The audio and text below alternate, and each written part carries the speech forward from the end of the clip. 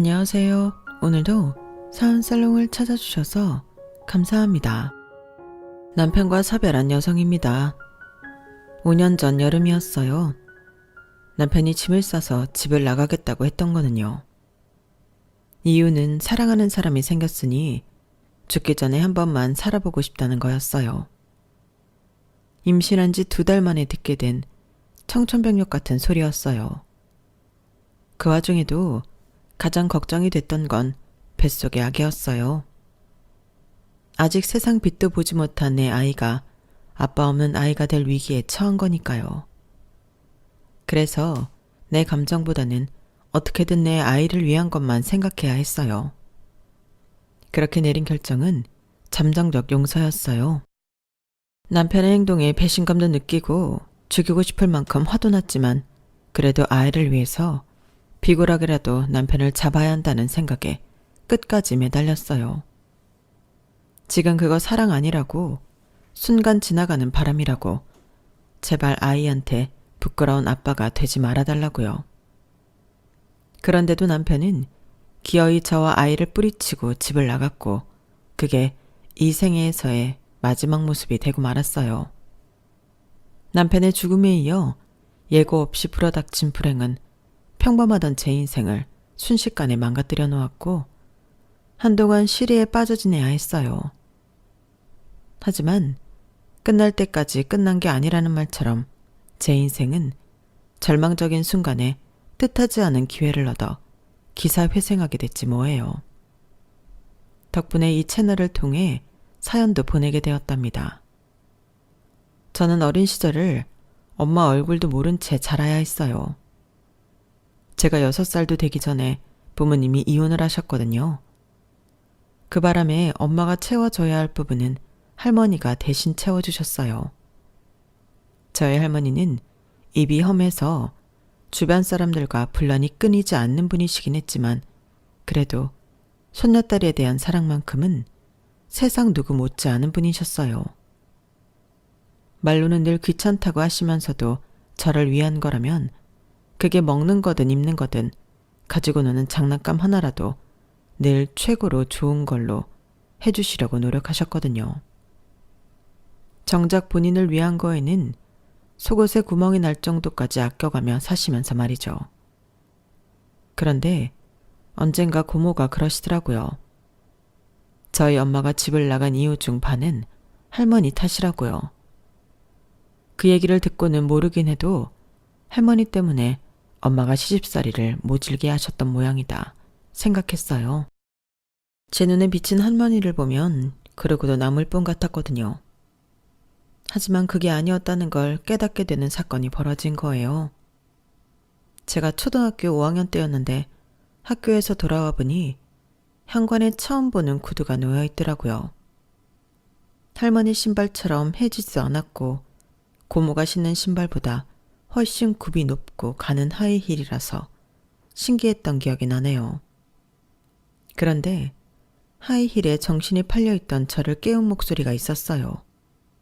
바로 하이힐 주인의 목소리였죠. 어머님, 저 세희 아빠랑 다시 잘해보고 싶어요. 세희한테도 할머니보다는 엄마 손이 더 필요하지 않겠어요? 어머니만 입 다물어 주시면 그이랑 다시 시작할 수 있는데 왜 반대를 하시는 거예요? 니년이 지금 뚫린 입이라고 함부로 뱉어내는 거냐? 내 그동안 입 꾹 다물고 살았던 게 널 위한 건 줄 아냐? 그게 다 불쌍한 내 아들 무너질까봐 그게 두려워서 그랬던 거야. 마누라가 20년 지기 지 친구 놈이랑 바람나 집 나간 거 알면 속여린 놈이 못 버틸 것 같아서 내 손으로 널 내쫓았다고 거짓말까지 한 거라고. 그런데 어떻게 뻔뻔한 낯짝을 들고 다시 이 집에 발을 들일 수가 있냐? 지 자식도 버리고 남자한테 미쳐 집 나간 년이 어디서 애미 노릇을 하겠다고 그러냐고. 이제 겨우 너 잊고 사는 내 아들이랑 내 손녀 건들 생각 마라. 너한테 일말의 양심이라도 있다면 조용히 돌아가. 당장 이 집에서 나가라고. 그러자 제 생모는 코웃음을 치며 말했어요. 어머님, 저도 어지간하면 이 집 구석에 다시 발 안 들였어요. 근데요, 사랑 하나 믿고 남편이랑 자식 버리고 나가 봤는데 여기서 살던 것만 못하더라고요. 제가 이번에 안 사실인데요. 저는 돈 없이 사랑만 믿고는 못 사는 사람이더라고요. 사랑이 밥 먹여주냐고들 하는데 제가 그 말을 실감하게 될 줄 누가 알았겠어요. 딱 2년 살고 나니까 질리더라고요. 지갑이 텅텅 비었는데 사랑 타령이 무슨 소용인가 싶은 게 오만정이 다 떨어지는 거 있죠. 그래서 헤어지고 다른 남자 만나 살게 됐는데 이후에 만난 놈들도 하나같이 똑같았어요. 생김새만 다르지 그놈이 그놈이더라고요. 그래서 구관이 명관이다 그러나 봐요. 그래서 생각 끝에 내 발로 돌아가기 쪽팔리긴 하지만 그래도 세희 아빠랑 사는 게 맞지 않겠나 싶어서 돌아왔어요. 배를 골아보니까 그제서야 세희 아빠가 생각나더라고요. 어머님 아들이 그런 매력이 있어요. 아, 그래서 제가 어머니께 드리고 싶은 말이 뭔가 하면요. 제가 더는 물러설 곳이 없어서 지금 내 눈에 뵈는 게 없다는 얘기예요. 어머님이 아무리 반대해도 저 그이 마음 돌릴 자신 있어요. 그건 세희도 마찬가지고요. 내가 낳은 자식인데 날 밀어낼 리 없잖아요. 안 그래요? 뻔뻔한 엄마의 목소리를 통해 내가 왜 그 어린 나이에 엄마한테 버려져서 할머니 손에서 자라야 했는지 정확히 알 수 있었어요. 더불어 할머니가 왜 그렇게 저희 엄마를 미워했는지도요. 손녀딸이 보는 앞에서도 도망간 며느리 욕을 달고 사실 정도였는데 그날 내 엄마의 실체를 확인하고 보니 할머니 마음이 이해가 가더라고요. 저였다면 더하면 더했지 절대 덜하지 않았을 것 같거든요. 아빠와 제 마음을 사로잡을 수 있다고 자신만만하던 엄마는 현관에 서서 모든 걸 다 지켜본 저와 눈이 마주치자 귀신을 본 것처럼 화들짝 놀랐어요. 그건 할머니도 마찬가지였죠. 엄마는 그러다 안 되겠던지 갑자기 힘겹게 눈물을 짜면서 제 이름을 불러댔어요. 세희야, 네가 세희 맞지? 나 기억나니? 내가 네 엄마야. 아주 감정까지 제대로 잡아가며 두 팔 벌려 저를 향해 다가오는데 기분 탓이었을까요? 순간 엄마가 입을 쩍 벌린 호랑이처럼 보였어요. 그래서 저도 모르게 뒷걸음질 치며 피하게 되더라고요. 그 모습에 엄마는 살짝 인상을 찌푸렸지만 이내 그림 가득한 표정으로 연기를 해대더군요. 제가 어디서부터 어디까지 들었는지 몰라서 제 눈치를 살피는 것도 잊지 않았고요. 그래서 솔직하게 다 얘기했어요. 연기하지 말아요. 다 들었으니까. 할머니가 항상 그랬어요. 내가 다른 건 다 아빠를 닮았는데 딱 하나만 엄마를 닮았다고요. 그래? 그게 뭔데? 엄마는 기대에 찬 표정으로 물었어요. 사람한테 정을 안 붙이는 거요. 오늘 엄마를 보니까 할머니 말이 맞는 것 같아요. 기억도 안 날 정도로 오랜만에 엄마를 만났는데 아무렇지도 않거든요. 할머니, 나 배고파. 떡볶이 해줘. 저는 그 말만 딸랑하곤 할머니께 가서 간식을 만들어 달라고 졸랐어요. 그리고 떡볶이는 먹는 동안에도 엄마한테는 눈길 한번 건네지 않았죠. 퇴근 후 집에 돌아온 아빠는 엄마를 보고 화를 내기도 하고 눈물을 흘리기도 했지만 결국엔 엄마를 받아주지 않았어요. 그렇게 된 뒤에는 제가 아빠한테 했던 말이 결정적이었던 것 같아요. 제가 뭐라고 했느냐면요. 언제든 아빠랑 나를 버릴 수 있는 엄마는 필요하지 않다고 했어요. 어차피 아빠한테 돈 떨어지면 다른 남자 찾아 나갈 사람이라는 말도 덧붙였죠. 엄마는 이런 제 말을 듣고는 할머니가 애 앞에서 못할 할 말을 많이 한 탓이라며 이래서 더더욱 엄마 손이 필요한 거라고 했지만 아빠도 저도 그 말에 귀를 기울이지 않았어요. 저는 더 이상 엄마 없이 잠 못 자고 칭얼대는 5살짜리 어린애가 아니니까요. 게다가 한창 먹성이 오른 12살짜리 여자아이한테는 라면 물도 제대로 못 맞추는 엄마보다는 음식 솜씨 좋은 할머니가 더 필요한 사람이었어요. 그렇게 엄마는 자신이 호언장담했던 것과 달리 저희 가족 만장일치로 저희 집에서 쫓겨나고 말았어요. 그 후로 엄마는 연락이 없다가 제가 대학교 1학년 때 할머니가 돌아가시고 다시 집에 찾아오셨어요. 하지만 그때는 이미 아빠가 재혼을 한 뒤라서 자신보다 젊고 예쁜 새엄마를 보고는 그대로 발길을 돌리고 말았어요. 이후엔 연락이 없는 걸 보니 더는 아빠에 대한 미련을 버린 모양이에요. 주위를 보면 이혼 가정이 생각보다 흔하더라고요. 제 주변 친구들만 봐도 부모님이 이혼을 한 집이 꽤 되는 걸 보면 말이죠. 그래서 이혼 가정에서 자랐다는 것 때문에 어디 나가서 주눅이 들거나 스스로 상실감을 느껴본 적은 없어요. 그저 내 엄마처럼 살지 말아야겠다는 생각은 했지만요. 나를 사랑해준 사람을 배신하면 그 말로는 결코 해피엔딩이 될 수 없다는 걸 엄마를 통해 확실히 알았거든요. 그런데 엄마처럼 살지 않아도 인생의 해피엔딩은 쉽지 않더라고요.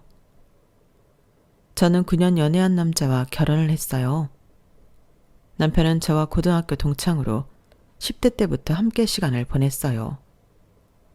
남편이 군생활을 할 때는 곰신이 되어 남편을 기다렸고, 남편보다 먼저 취직했을 때는 대학생이던 남편을 대신해 데이트 비용도 부담하며 사회인 여친 노릇도 톡톡히 했어요. 큰 이변이 없는 한 우리가 결혼까지 이어질 거라는 생각이 있어서 그랬던 것 같아요. 물론 TV에서 장기 연애를 하는 연예인들을 보면 대개 8, 9년쯤 사귀다가 헤어지고 얼마 뒤 다른 상대와 결혼한다는 소식을 전하기도 하지만 우리는 연예인이 아니니까요.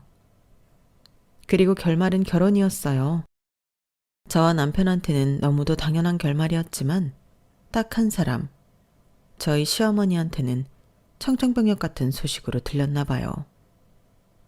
제가 인사를 드리러 시댁에 찾아갔을 때 제게 이런 말씀을 하셨거든요. 솔직히 나는 너희가 연애만 하다 헤어질 줄 알았다. 9년이나 사귀었으면 질릴 대로 질렸을 거 아니니? 나도 알겠지만 우리 창균이가 그리 진득한 애는 아니잖아. 얘가 어릴 때부터 3개월 넘게 뭘 배운 적이 없었다. 친구를 사귀어도 1년 실컷 놀곤 다음 해엔 딴 애들이랑 몰려다녔으니까. 그런 애가 너를 만나 9년이나 사귀고 있다고 했을 때 솔직히 우리 애가 너한테 뭔가 중요한 약점이라도 잡혀서 헤어지지도 못하고 어쩔 수 없이 사귀는 게 아닌가 했다. 혹시 그런 건 아니니? 어머님의 황당한 질문에 얼마나 진땀을 뺐나 몰라요. 남편이 나서서 그런 거 없다고 몇 번을 말했는데도 어머님의 의심은 가시지 않는 모양이었어요. 그날 어머님은 당신 아들의 변덕을 이유로 우리 결혼을 못 믿어워하는 것처럼 말씀하셨지만 나중에 남편을 통해 들은 바로는 어머님이 우리 결혼을 반대한 진짜 이유는 바로 제가 이혼 가정에서 자랐다는 것 때문이었어요. 어쩌겠어. 자기가 이해해야지. 이제는 우리 사회에서 이혼은 흔한 일이 되었지만 그래도 우리 부모님 연배에선 그게 아니잖아. 우리 집만 해도 아빠가 살아계실 때 엄마를 엄청 힘들게 했거든. 여자 문제로 난리가 난 게 한두 번이 아니었으니까. 그래도 우리 엄마가 우리 형제 때문에 꾹 참고 사신 거거든. 그러니까 한마디로 말해서 어머님 입장은 이랬어요. 나도 당신들처럼 힘든 상황이었지만 그래도 자식들 생각해서 어떻게든 버텼다. 그런데 당신들은 그런 희생 없이 하고 싶은 대로 한 거 아니냐. 그러니 그 일로 당신들 자식이 비난을 받더라도 감수해라. 솔직히 제 입장에선 억울한 감이 있었지만 그렇다고 제 감정대로 상대할 수는 없었어요. 한번 보고 안 봐도 되는 상대라면 모를까. 평생을 가족으로 지내야 하는 분이니까요. 그래서 시간을 두고 어머님이 저를 인정해 주실 때까지 기다리기로 했어요. 이미 결혼한 자식인데 어머님도 어쩔 수 없이 포기할 건 포기할 거라고 생각했거든요. 물론 저희 결혼이 탐탁치 않았던 어머님은 상견례 때도 그렇고 결혼식 당일에도 표정이 좋지 않으셨지만요.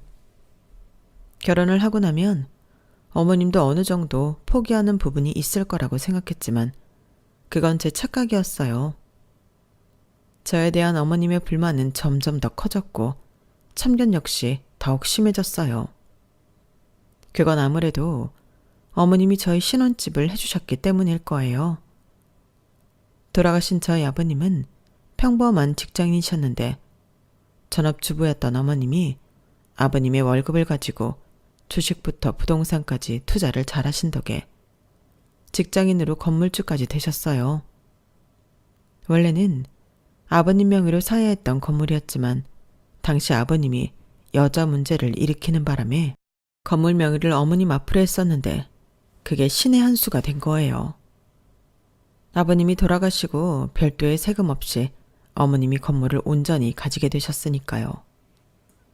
그 건물을 바탕으로 어머님은 또다시 투자를 진행하셨고 돈이 돈을 번다는 말처럼 건물과 부동산 그리고 주식의 금까지 거머쥐게 되었어요.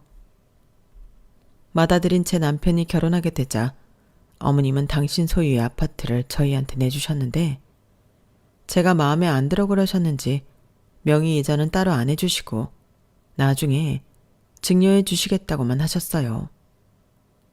그래서 저희 아빠가 차라리 아파트 가격의 절반을 우리가 낼 테니까 바로 증여를 해주면 어떻겠냐고 했더니 그마저도 거절을 하시더라고요. 그랬더니 저희 아빠도 약이 오르셨는지 시어머니한테 제안을 하셨어요. 차후 이 아파트를 증여해 주겠다는 내용이 담긴 문서라도 작성해 달라고 말이죠. 당연히 시어머니는 노발대발이셨어요. 설마 자기가 아들한테 주기로 한 아파트를 떼먹기라도 할 것 같냐면서요. 거기에 맞서 저희 아빠도 지지 않으셨어요. 우리는 아파트 가격에 상응하는 돈을 들여 결혼식 비용이며 혼수 예단을 마련하는 건데 당연한 요구 아니냐면서요. 그 일로 양가 부모님은 엄청 다투셨고 양가 부모님의 기싸움 때문에 중간에서 우리 부부는 부모님 눈치를 볼 수밖에 없었어요. 차라리 월세방에서 살더라도 우리 선으로 결혼 준비를 할 걸 그랬다는 후회를 몇 번이나 했나 몰라요. 결국 남편이 어머님을 설득해 공준된 각서를 받아내면서 사건은 일단락 되었어요. 비록 정식으로 증여는 안 해주셨지만 그래도 집주인 행세를 톡톡히 했던 시어머니는 아이 문제에도 깊게 관여하셨어요. 어느 정도였냐면요. 너희 요즘 부부관계는 제대로 갖고 있는 거니? 네 배란 날짜에 맞춰서 제대로 하고 있느냔 말이야.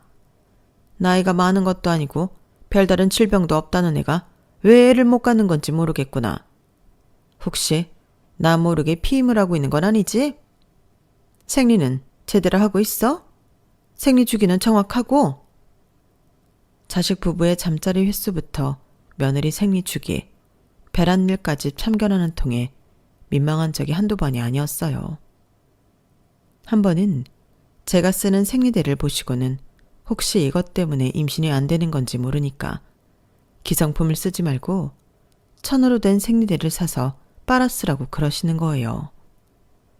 게다가 제가 쓰는 화장품, 옷, 심지어 매니큐어 하나까지 트집을 잡으시면서 모든 걸 나님과 연결 지으셨어요. 배란일 때마다 전화하셔서 부부관계는 가졌냐고 물으시는 통에 남편도 저도 아주 강박이 생길 정도였어요. 그러다 보니 어머님의 기대와는 반대로 점점 더 부부관계를 멀리하게 되었어요. 지나고 보니 그때쯤이었던 것 같아요. 남편이 밖에서 여자를 만나기 시작한 거는요. 그런 와중에도 매달 배란 주기 때마다 부부관계는 해온 걸 보면 남편이 비록 저 몰래 바람은 피웠지만 결혼 생활을 이어갈 생각이 있었던 것 같아요. 하지만 몇 달 뒤 제가 임신했다는 소식을 전하자 묘한 표정을 짓더라고요. 그때는 남편의 외도 사실을 몰랐기 때문에 그 표정의 의미를 알아채지 못했지만 한 달여쯤 지나자 확실히 알게 되었어요. 당시 남편이 만나던 여자는 직장 동료로 결혼까지 한 기혼자였는데 제 남편과 만나기 시작하면서 이혼까지 결심했던 모양이더라고요. 제가 임신을 했던 그때가 이혼 얘기가 막 나온 즈음이었던 거죠.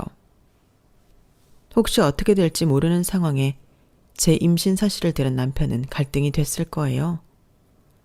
여자 쪽이 확실히 이혼을 한다면 자신도 결정을 내려야 했으니까요. 남편의 내연녀는 제가 임신한 지 2달이 됐을 때 이혼이 확정되었어요. 그래서 그날 남편이 제게 이혼 통보를 하고 집을 나가려고 했던 거였죠. 당신이 달라는 건 뭐든 다 줄게. 그러니까 나 좀 놔줘. 제발 부탁 좀 할게. 나 정윤이랑 살고 싶어. 단 하루를 살더라도 정윤이랑 살다 가고 싶다고. 당신 지금 제정신이야?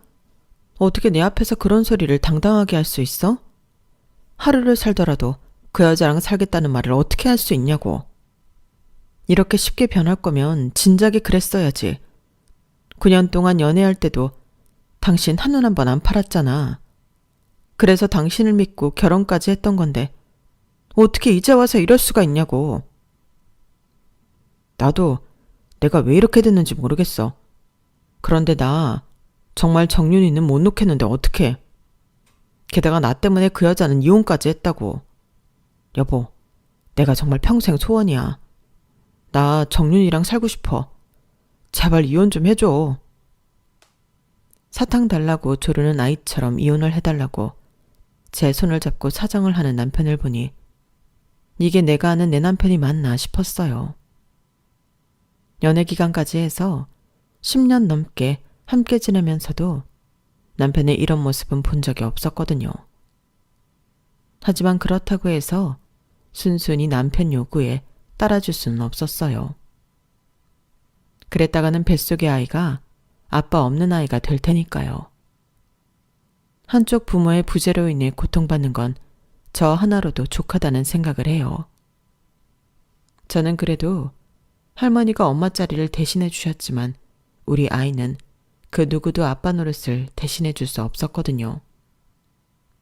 그래서 내키지는 않았지만 무릎까지 꿇고 남편한테 빌었어요. 자기야, 내가 이렇게 빌게. 그 여자랑 연애를 하겠다면 말리지 않을 거야. 만나. 당신이 원하는 만큼 만나.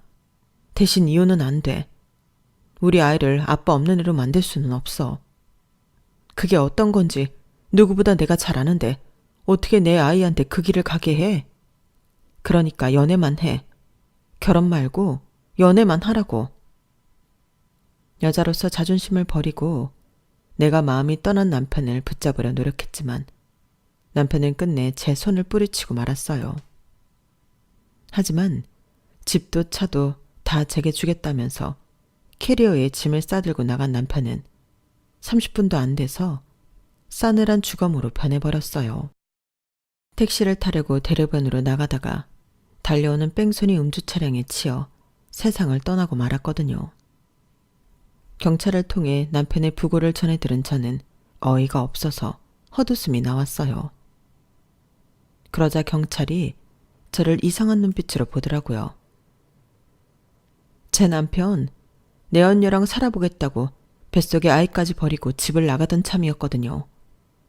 그 여자랑 살아보는 게 평생 소원이라더니 그 소원 결국 못 이루게 됐네요. 멍청한 인간. 내가 가지 말라고 그렇게 말렸는데 기어이 나가더니 이게 무슨 개죽음이야. 결국 주저앉아 울음을 터뜨리자 경찰은 그제야 안타까운 표정으로 저를 위로해 주었어요. 산모가 힘들어하면 뱃속의 아이도 힘들다며 아이를 생각해서라도 힘을 내시라고 그러더군요. 일명씩도 없던 경찰도 제게 이렇게 따뜻한 위로를 건넸지만 정작 가족이라고 했던 시어머니는 그와는 정반대로 행동했어요. 장례식장에서 저를 보자마자 머리채를 잡더니 욕설을 퍼부으셨거든요. 네 년이 내 아들을 죽인 거야. 너 아니었으면 내 아들 안 죽었어. 마음 떠났다는 애 곱게 보내줄 것이지. 네가 독을 쓰고 내 아들을 붙잡는 바람에 이렇게 된 거라고. 살려내. 내 아들 살려내. 어머님, 이러지 마세요. 어머님만큼이나 저도 힘들고 가슴이 무너진다고요. 저 지금 제정신으로 서 있는 거 아니에요. 뱃속에 아이 생각해서 이를 악물고 참고 버티는 거라고요. 그러니까 제발 조용히 장례 치르게 해주세요. 네가 무슨 자격으로 장례를 치러? 내 아들이 너 싫다고 나간 거잖아. 그런데 죽어서까지 치떨리게 네 꼴을 봐야겠니? 나가. 당장 여기서 나가라고. 어디서 그런 힘이 난 건지 어머님은 저를 바닥에 내던졌어요. 그 바람에 저는 배를 움켜쥐고 바닥에 굴렀고 그렇게 정신을 잃고 말았어요. 눈을 떠보니 아빠와 새엄마가 제 곁을 지키고 계시더라고요. 그런데 걱정 가득한 얼굴로 저를 내려다보시는 두 분 표정이 뭔가를 감추고 있는 것처럼 보였어요. 순간 저도 모르게 무의식적으로 손이 배로 가더라고요. 나한테 무슨 문제가 생겼다면 그건 아이한테도 영향이 있을 거라고 생각했거든요. 아빠, 나 뭐 잘못된 거야? 혹시 우리 아기한테도 이상 생긴 건 아니지? 그러자 아빠는 잠시 뜸을 들이시더니 제 손을 잡고 말씀하셨어요. 세희야, 실은 말이야. 뱃속의 아기가 말이야. 인연이 아니었다고 생각하자.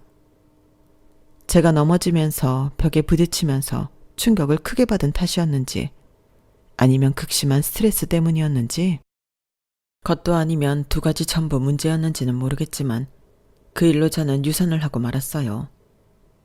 유산 사실을 전해 듣자 그제야 비로소 그동안 참고 있던 울분이 터져나왔어요.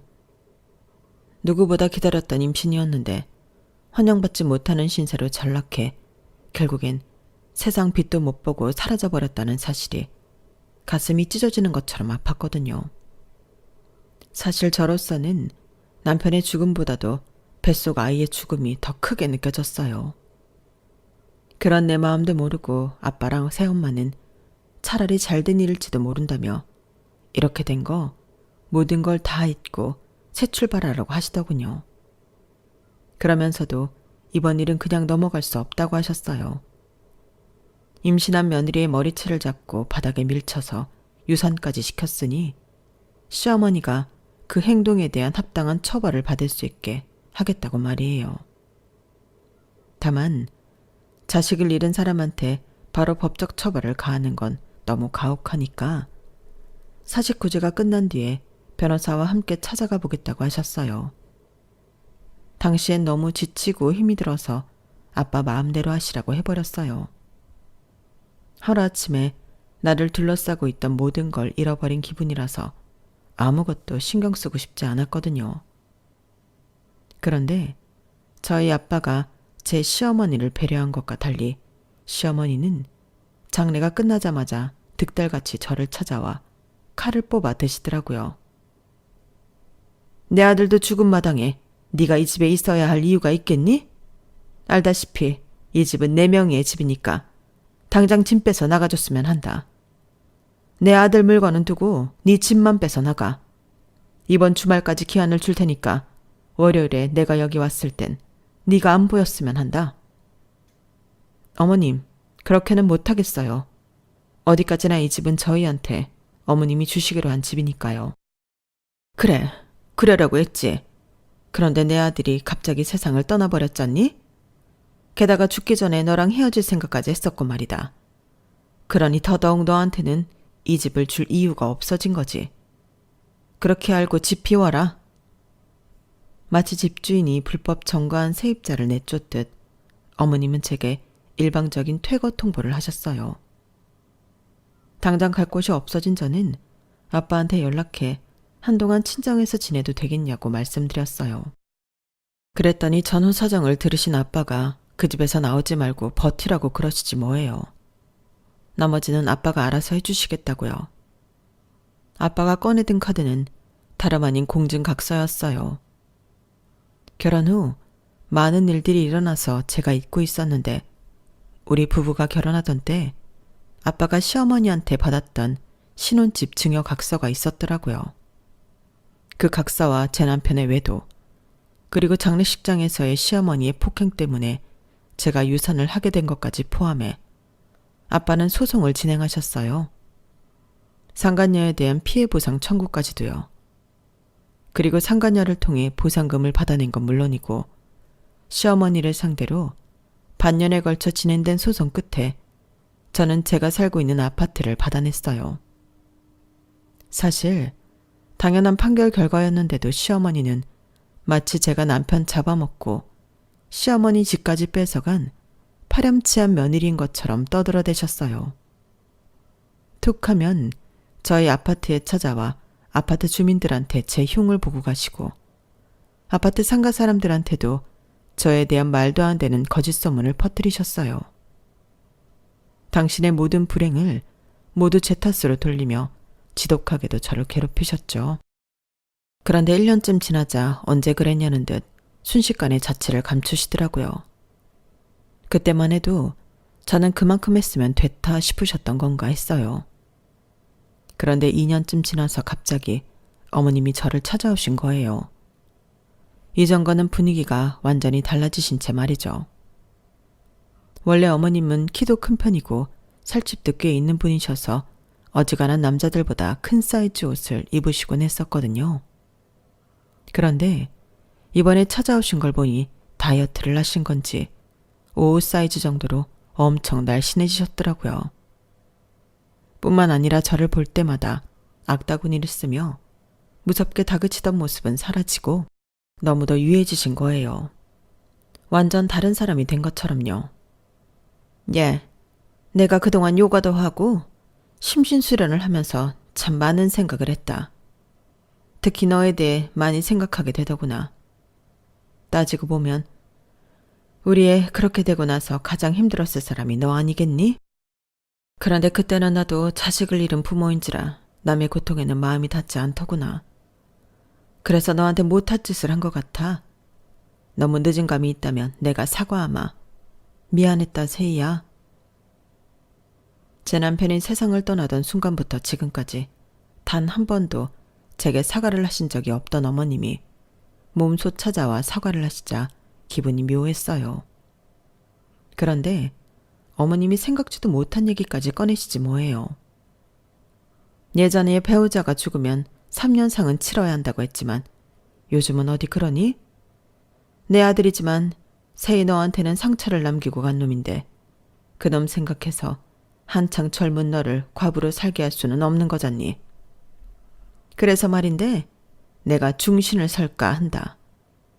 집안도 괜찮고 학벌이며 직업 뭐 하나 안 빠지는 사람이다. 이혼 경력이 있긴 한데 그건 너도 상처한 경력이 있으니 큰 문제는 안 될 거라고 생각한다. 어때? 한번 만나보겠니?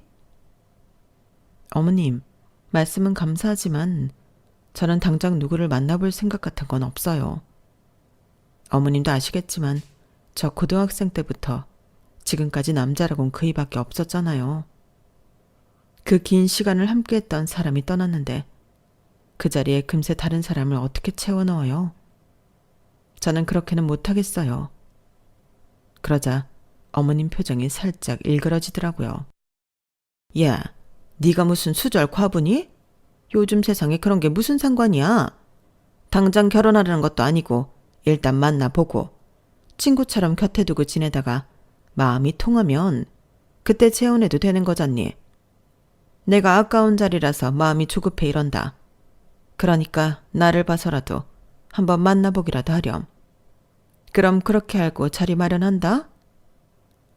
어머님은 제가 싫다는데도 불구하고 결국 만날 날짜까지 잡아버리셨어요. 할 수 없이 당사자를 만나 정중히 거절하는 수밖에 없다고 생각돼서 약속 장소로 향했어요. 만나보니 사람이 괜찮긴 하더라고요. 하지만 그렇다고 제 마음이 흔들릴 정도는 아니었어요. 그래서 상대한테 정중히 제 뜻을 전하고 자리에서 일어나려는데 갑자기 누가 제 뺨을 짝 소리나게 때리지 뭐예요. 돌아보니 어머님이 씩씩거리며 서 계시더라고요. 어머님, 지금 뭐 하시는 거예요? 그걸 몰라서 묻냐? 말로 해서 안 들어 처먹는 년 때려서라도 가르치려고 그런다. 못된 년 같으니라고. 내가 그렇게 부탁을 했으면 만나는 신용이라도 해야 할 거 아니야. 감히 거절을 해? 누구 맘대로. 내가 어떤 심정으로 이 자리를 마련했는데 내가 왜 너를 재혼시키겠다고 이 난리를 치는데 천하의 쓸모없는 년이 끝까지 사람을 가지고 노는 것 좀 봐. 그래, 네 년이 어디까지 하는지 내가 두고 보마. 시어머니는 알아듣기 힘든 내용의 말을 하시고는 씩씩대며 가게를 나가셨어요. 저는 도대체 왜 시어머니한테 내가 이런 대접을 받아야 하나 황당하기만 했어요. 그런데 그 비밀이 밝혀진 건 의외의 장소에서였어요. 뜬금없이 나타나 제게 재혼 상대를 주선해 주셨던 시어머니를 만난 지 1년 반쯤 지났을 무렵이었어요. 아빠를 모시고 대학병원에 건강검진을 하러 갔다가 시고모님을 만난 거예요. 고모님은 반갑게 맞아주시면서 제게 이런 말씀을 하시더라고요. 오랜만이네. 그동안 잘 지냈어? 아니다. 심호상 치른 지 얼마나 됐다고 잘 지냈냐는 소리를 해. 내가 정신이 없어서 그래. 이해 좀 해줘. 심호상이라뇨? 그게 무슨 말씀이세요? 어머, 무슨 소리긴? 조카 며느리 시어머니 장례식을 말하는 거지. 뭐야? 설마 안 간 거야? 세상에. 아무리 먼저 간 남편이 미워도 그렇지 시어머니 장례식에 안 간 건 좀 그렇다. 장균이 대신 시어머니 유산 받았을 거 아니야. 뭐야? 모르는 거야? 아니면 모르는 척 하는 거야? 어머머, 정말 몰랐나 보네. 세상에. 조카 며느리, 지금부터 내가 하는 말 잘 들어. 시고모님은 그동안 제가 몰랐던 사실을 전해주시면서 제가 어떻게 처신해야 하는지 방법까지도 일러주셨어요. 이렇게까지 저를 위해 자세한 말씀을 해주신 건 저를 위해서라기보다는 저희 시어머니에 대한 일종의 복수나 다름없었어요. 고모님은 저희 시할머니께서 돌아가셨을 때 저희 어머님하고 유산 때문에 소송전을 벌이셨는데 그때 앙금이 남아서 이를 박박 갈고 계셨거든요. 그러니까 한마디로 그거네. 자기가 암투병 중인 것도 숨기고 기를 쓰고 며느리 재혼시키려고 그랬던 게 대습상속인 자격 박탈하려고 그런 거야. 대습상속인이라뇨? 부모보다 아들이 먼저 세상을 뜨면 며느리가 아들 몫의 유산을 받을 수 있는 거. 대습상속인 자격으로 말이야. 올케가 정균이 몫의 유산을 조카 며느리한테 주기 싫어서 일부러 남자 붙여서 재혼시키려고 했던 거라고. 재혼하면 그 자격이 상실되니까. 아, 자기는 그 자격으로 우리 엄마 쌈짓돈까지 털어가 놓곤 자기 며느리한텐 그렇게 야박하게 구냐? 죽은 사람 두고 이런 말 하긴 뭐하지만 하여간에 못돼 처먹었다니까. 암튼 늦기 전에 변호사 선임해서 일 처리하라고. 올케가 다른 건 몰라도 돈 불리는 재주 하나는 최고잖아. 멀쩡히 잘 사는 며느리 찾아와 재혼하라며 들쑤시고 간 이유가 당신 유산 남겨주기 싫어서라는 말을 들으니까 없던 무력이 솟아나더군요. 어머님이 이렇게까지 저를 미워하시는데 제가 그 기대에 부응 안 해드리면 안 될 것 같았거든요. 그래서 당장 변호사 선임해서 제 몫에 어머님 유산을 찾아왔어요. 온전히 자기들 몫으로 떨어질 줄 알고 있던 시동생 내외는 똥 씹은 표정을 하며 막말을 해댔지만 앞으로 계속 보고 살 사람들도 아닌데 뭐 어떠냐 싶더군요. 그래서 양쪽 귀 딱 닫고 제 돈만 깔끔하게 챙겼습니다. 그리고 그렇게 받은 유산은 앞으로 평생 일 안 하고도 펑펑 쓰고 살 정도나 되더라고요. 한때는 내 인생에 왜 이렇게 거지 같나 싶어서 억울하고 화도 나고 했는데 이렇게 하늘에서 생각지도 못한 돈벼락을 내려주실 줄 누가 알았겠어요. 그래서 이 돈은 정말 가치 있게 써보려고 합니다. 원래 내 돈이 아니었던 만큼 나 혼자 움켜쥐고 쓰기보다는 함께 나눠서 쓸 생각이에요. 아직 정확히 어디에 쓰겠다고 정하지는 않았지만 몇 가지 생각하고 있는 곳은 있어요. 혼자 아이와 함께 살아가야 하는 한부모 가정도 돕고 싶고 사랑하는 사람을 잃고 마음의 병을 얻은 사람들을 위해서도 쓰고 싶어요. 그 밖에도 여러 곳이 있는데 천천히 시간을 두고 정리해 나갈 생각입니다. 그래야 하늘에서 시어머니도 덜 배 아파하실 것 같거든요. 지금까지 제 사연을 들어주셔서 감사합니다. 항상 건강하시고 모두들 부자 되세요. 여러분, 사연 댓글에 응원과 현명한 조언 부탁드려요. 좋아요와 구독은 저에게 큰 힘이 됩니다. 오늘도 좋은 일 가득하세요.